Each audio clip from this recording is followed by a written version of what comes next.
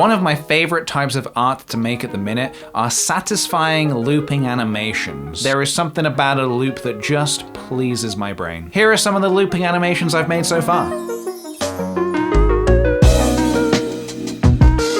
This week I thought it could be fun to show you the process of making one of these looping animations. And it all starts with the idea. It should have been like a light bulb appear as I... Okay, I don't have any ideas right now. That's curious. I know. I'll ask you. I asked you guys on Instagram for suggestions, and there have been some fantastico ideas, including but not limited to sucked into a bagel, Jake the dog stretching around the treehouse, Catbread loafing, anything related to Junimo-kan, Squidward twerking. Just all absolutely fantastic suggestions, guys. Each and every last one of them. I combed through them all with a fine hair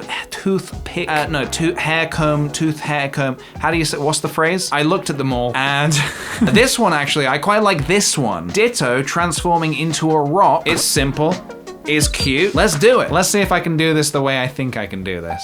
So I've made a Ditto before in Blender, but I've never animated it before. So why don't we start by just making the Ditto? I like sculpting Ditto because of its goopy, poopy like body. I'm also trying to think ahead a little bit right now. I'm thinking, what will I need to do to animate this? What can I do whilst sculpting the Ditto to make life easier for myself later? So I've made sure to make Ditto nice and plump here. So when it comes down to the whole transforming into a rock situation, we've got a lot of geometry to work with. This may surprise some of you, but the actual next step is just to make Ditto turn into a rock. It feels like one of those, step 1, draw a circle. Step 2, draw the rest of it.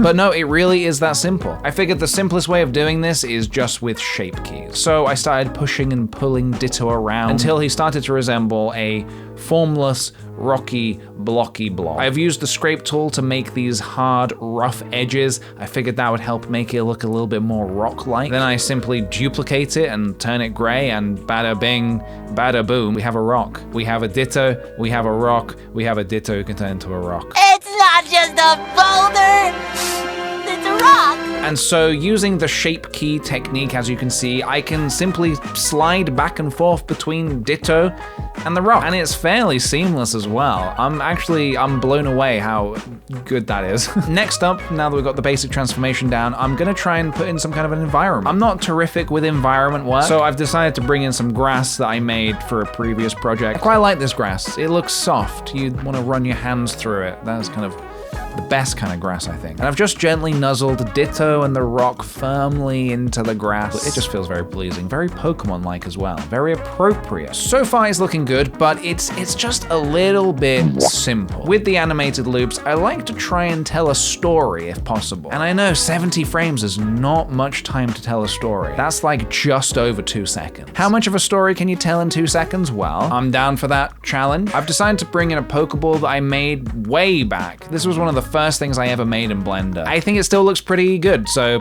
I'm gonna use it here. Work harder, guys, not smarter. Wait, no, flip it, reverse it, the other way around. So I've dotted a few Pokeballs around the grass here, but what story am I trying to tell? I have an idea, check this out. I thought it would be funny to throw the ball at the Ditto and have it bounce off when it transforms into the rock, as if there's a Pokemon trainer standing just off screen, just hucking Pokeballs at this Ditto and just cannot catch it. Hence why there are so many Pokeballs littered around. And I thought it could be fun if I could make it bounce off and come towards the camera to get a little bit more of a dynamic scene going on, make you feel like something's coming at you 3D style. That is the story I'm telling in 70 frames and no less. And so with just a little bit of tweaking and washing some noise over it, here it is.